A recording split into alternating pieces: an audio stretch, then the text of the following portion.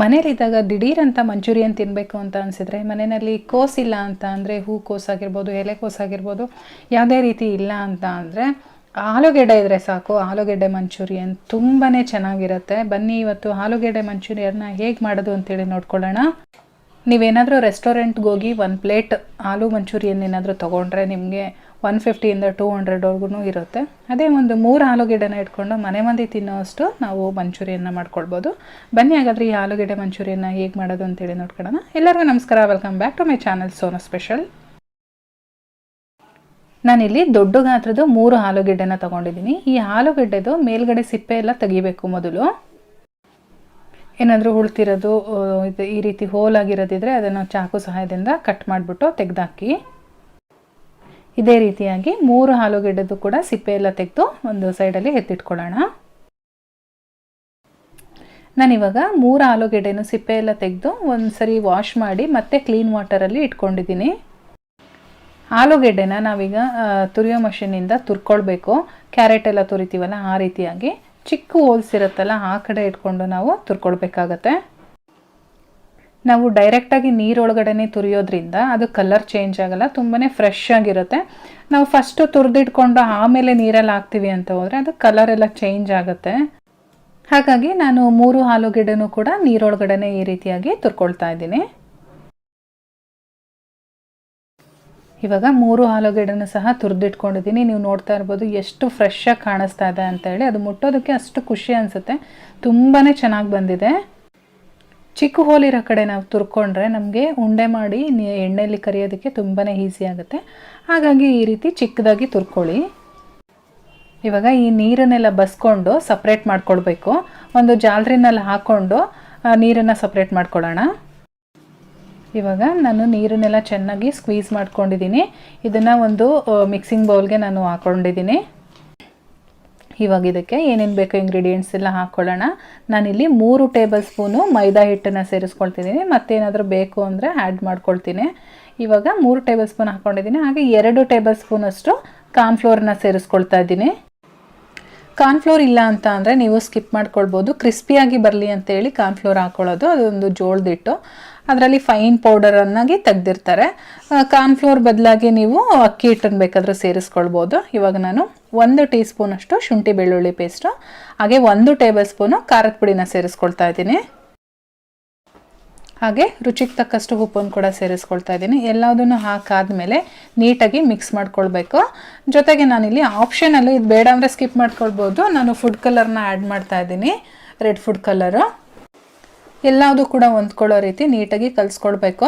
ಹಾಗೆ ನಾವು ಇದಕ್ಕೆ ನೀರನ್ನು ಸೇರಿಸ್ಕೊಳ್ಬಾರ್ದು. ಆಲೂಗೆಡ್ಡೆನಲ್ಲೇ ನೀರಿನ ಅಂಶ ಇರೋದ್ರಿಂದ ನೀರಿಂದ ಅವಶ್ಯಕತೆ ನಮಗಿಲ್ಲಿ ಬರೋದಿಲ್ಲ.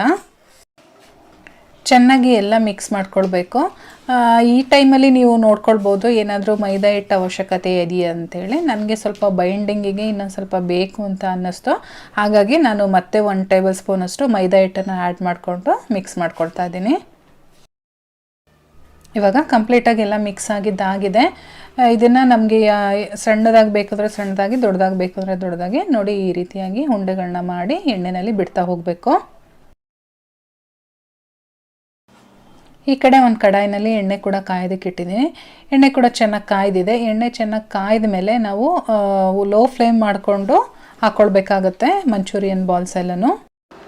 ಎಲ್ಲ ಹಾಕಾದ್ಮೇಲೆ ಮೀಡಿಯಮ್ ಫ್ಲೇಮಲ್ಲಿ ಇಟ್ಕೊಂಡು ಬೇಯಿಸ್ಕೊಳ್ಳಿ. ಇಲ್ಲಾಂದರೆ ಬೇಗನೆ ಸೀದೋಗುತ್ತೆ. ನಾವು ಆಲೂಗೆಡ್ಡೆನ ತುರ್ಕೊಂಡಿರೋದ್ರಿಂದ ಮೇಲ್ಗಡೆ ಎಲ್ಲ ಸೀದೋಗುತ್ತೆ, ಒಳಗಡೆ ಎಲ್ಲ ಬೆಂದಿರಲ್ಲ, ಹಾಗಾಗುತ್ತೆ. ಹಾಗಾಗಿ ಮೀಡಿಯಮ್ ಫ್ಲೇಮಲ್ಲಿ ಇಟ್ಕೊಂಡು ಒಂದು 7 ರಿಂದ 8 ನಿಮಿಷಗಳ ಕಾಲ ಚೆನ್ನಾಗಿ ಡೀಪ್ ಫ್ರೈ ಮಾಡ್ಕೊಳ್ಬೇಕಾಗತ್ತೆ. 2 ಕಡೆನೂ ಸಹ ಉಲ್ಟಾ ತಿರುಗಿಸ್ಕೊಂಡು ಅದು ಕ್ರಿಸ್ಪ್ ಆಗೋವರೆಗೂ ಬೇಯಿಸ್ಕೊಳ್ಬೇಕಾಗತ್ತೆ. ಇವಾಗ ರೆಡಿಯಾಗಿದೆ. ಇದನ್ನು ನಾನು ತೆಗೆದುಬಿಟ್ಟು ಒಂದು ಪ್ಲೇಟಲ್ಲಿ ಹಾಕಿ ಎತ್ತಿಟ್ಕೊಂಡಿರ್ತೀನಿ. ಇದೇ ರೀತಿಯಾಗಿ ಇನ್ನೊಂದು ಬ್ಯಾಚನ್ನು ಕೂಡ ಸಹ ಡೀಪ್ ಫ್ರೈ ಮಾಡ್ಕೊಳ್ತೀನಿ. ಟೇಸ್ಟ್ ಅಂತೂ ಎಷ್ಟು ಚೆನ್ನಾಗಿರುತ್ತೆ ಅಂತ ಅಂದರೆ ನಿಮಗೆ ಆಲೂ ಮಂಚೂರಿಯನ್ ತಿಂತಾಯಿದ್ದೀನಿ ಅನ್ನೋ ಫೀಲೇ ಆಗಲ್ಲ. ಗೋಬಿ ಮಂಚೂರಿಯನ್ ತಿಂತಾಯಿದ್ದೀವೇನೋ ಅನ್ನೋ ಥರನೇ ಫೀಲ್ ಆಗುತ್ತೆ. ಅಷ್ಟು ಚೆನ್ನಾಗಿರುತ್ತೆ. ಒಂದ್ಸಲ ಟ್ರೈ ಮಾಡಿ ಮನೆಯಲ್ಲಿ. ಇವಾಗ ಇದು ಕೂಡ ಕ್ರಿಸ್ಪ್ ಆಗೋವರೆಗೂ ಚೆನ್ನಾಗಿ ಬೆಂದಿದೆ. ತೆಗೆದಿಟ್ಟು ಈ ಕಡೆ ಇನ್ನೊಂದು ಪ್ಯಾನ್ ಇಟ್ಕೊಂಡಿದ್ದೀನಿ. ಈ ಪ್ಯಾನ್ಗೆ ಒಂದು 2 ಟೀ ಸ್ಪೂನಷ್ಟು ಎಣ್ಣೆ ಹಾಕ್ಕೊಂಡಿದ್ದೀನಿ. ನಾನು 1 ಬೆಳ್ಳುಳ್ಳಿನ ಸಿಪ್ಪೆ ಎಲ್ಲ ತೆಗೆದು ಚಿಕ್ಕ ಚಿಕ್ಕದಾಗಿ ಕಟ್ ಮಾಡಿಕೊಂಡು ಸೇರಿಸ್ಕೊಳ್ತಾ ಇದ್ದೀನಿ. ಬೆಳ್ಳುಳ್ಳಿನ ಈ ರೀತಿ ಎಣ್ಣೆಯಲ್ಲಿ ಚೆನ್ನಾಗಿ ಫ್ರೈ ಮಾಡೋದ್ರಿಂದ ಮಂಚೂರಿಯನ್ ಜೊತೆ ಒಂದೊಂದು ಸಿಗ್ತಾಯಿದ್ರೆ ತುಂಬಾ ಚೆನ್ನಾಗಿರುತ್ತೆ. ಬೆಳ್ಳುಳ್ಳಿ ಫ್ರೈ ಆದಮೇಲೆ ನಾನು ಒಂದು ಈರುಳ್ಳಿನ ಚಿಕ್ಕ ಚಿಕ್ಕದಾಗಿ ಕಟ್ ಮಾಡ್ಕೊಂಡಿದ್ದೀನಿ, ಅದನ್ನು ಕೂಡ ಸೇರಿಸ್ಕೊಂಡು ಸ್ವಲ್ಪ ಸಾಫ್ಟ್ ಆಗೋವರೆಗೂ ಬೇಯಿಸ್ಕೊಳ್ಬೇಕು. ಹಾಗೆ ಒಂದು ಕ್ಯಾಪ್ಸಿಕಮನ್ನು ಅದರ ಜೊತೆನೇ ಸೇರಿಸ್ಕೊಳ್ತಾ ಇದ್ದೀನಿ, ಅದನ್ನು ಕೂಡ ಕ್ಯೂಬ್ಸ್ ಟೈಪಲ್ಲಿ ನಾನಿಲ್ಲಿ ಕಟ್ ಮಾಡ್ಕೊಂಡಿದ್ದೀನಿ. ಈರುಳ್ಳಿ ಮತ್ತು ಕ್ಯಾಪ್ಸಿಕಮ್ಮು ಎರಡೂ ಕೂಡ ಸಾಫ್ಟ್ ಆಗಬೇಕು, ಅಲ್ಲಿವರೆಗೂ ನಾವು ಫ್ರೈ ಮಾಡ್ಕೊಳ್ಬೇಕಾಗತ್ತೆ. ಒಂದು 5 ನಿಮಿಷ ಮೀಡಿಯಮ್ ಫ್ಲೇಮಲ್ಲಿ ಇಟ್ಕೊಂಡು ಫ್ರೈ ಮಾಡ್ಕೊಂಡಿದ್ದೀನಿ. ಇವಾಗ ಚೆನ್ನಾಗಿ ಫ್ರೈ ಆಗಿದೆ. ಇದಕ್ಕೆ ವಿನೆಗರು ಮತ್ತು ಸೋಯಾ ಸಾಸು ಹಾಗೆ ನಾನಿಲ್ಲಿ ಶೆಜ್ವಾನ್ ಸಾಸ್ ಹಾಕ್ತಾಯಿದ್ದೀನಿ. ಶೆಜ್ವಾನ್ ಸಾಸ್ ಹಾಕೋದ್ರಿಂದ ಟೇಸ್ಟ್ ತುಂಬಾ ಚೆನ್ನಾಗಿ ಬರುತ್ತೆ. ನೀವು ಇದರ ಬದಲಾಗಿ ರೆಡ್ ಚಿಲ್ಲಿ ಸಾಸ್ ಕೂಡ ಯೂಸ್ ಮಾಡ್ಬೋದು. ಜೊತೆಗೆ ಒಂದು 2 ಟೀ ಸ್ಪೂನಷ್ಟು ಟೊಮೊಟೊ ಕೆಚಪ್ ಕೂಡ ಯೂಸ್ ಮಾಡಿದ್ದೀನಿ. ಎಲ್ಲದನ್ನು ಕೂಡ ಚೆನ್ನಾಗಿ ಮಿಕ್ಸ್ ಮಾಡ್ಕೊಳ್ಬೇಕು. ತುಂಬ ಸ್ಪೈಸಿ ಆಗಬೇಕು ಅಂದರೆ ಒಗ್ಗರಣೆಗೆ 1-2 ಹಸಿಮೆಣಸಿನಕಾಯಿ ಕೂಡ ಸೇರಿಸ್ಕೊಳ್ಬೋದು. ನಾನಿಲ್ಲಿ ಕಾರ್ನ್ಫ್ಲೋರ್ ಮಿಕ್ಸ್ ಮಾಡಿದಂಥ ಕಾರ್ನ್ಫ್ಲೋರ್ ಮಿಕ್ಸ್ಚರ್ನ ಇಟ್ಕೊಂಡಿದ್ದೆ. ನೀರು ಹಾಕಿ 1 ಟೀ ಸ್ಪೂನ್ ಕಾರ್ನ್ಫ್ಲೋರ್ಗೆ 1-2 ಟೇಬಲ್ ಸ್ಪೂನಷ್ಟು ನೀರು ಹಾಕಿ ಮಿಕ್ಸ್ ಮಾಡಿ ಇಟ್ಕೊಂಡಿದ್ದೆ. ಅದನ್ನು ಸೇರಿಸ್ಕೊಂಡು ಚೆನ್ನಾಗಿ ಮಿಕ್ಸ್ ಮಾಡ್ಕೊಂಡಿದ್ದೀನಿ. ಇವಾಗ ಒಂದು ಗೊಜ್ಜು ರೀತಿ ರೆಡಿಯಾಗಿದೆ. ನಾವು ಡೀಪ್ ಫ್ರೈ ಮಾಡಿಟ್ಕೊಂಡಿದ್ವಲ್ಲ ಮಂಚೂರಿಯನ್ ಬಾಲ್ಸು, ಎಲ್ಲದನ್ನು ಹಾಕಿ ಚೆನ್ನಾಗಿ ಮಿಕ್ಸ್ ಮಾಡ್ಕೊಳ್ಬೇಕು. ಎಷ್ಟು ಬೇಗ ಮಾಡಿ ಆಗುತ್ತೆ ಅಂತ ಅಂದರೆ ನೀವು ಒಂದು 15 ನಿಮಿಷದೊಳಗಡೆ ಎಲ್ಲ ಈ ಮಂಚೂರಿಯನ್ನ ರೆಡಿ ಮಾಡ್ಕೊಳ್ಬೋದು. ಅಷ್ಟು ಬೇಗನೆ ಆಗುತ್ತೆ. ಮನೆಯಲ್ಲೇ ಆಲೂಗಡ್ಡೆ ಒಂದಿದ್ರೆ ಸಾಕು.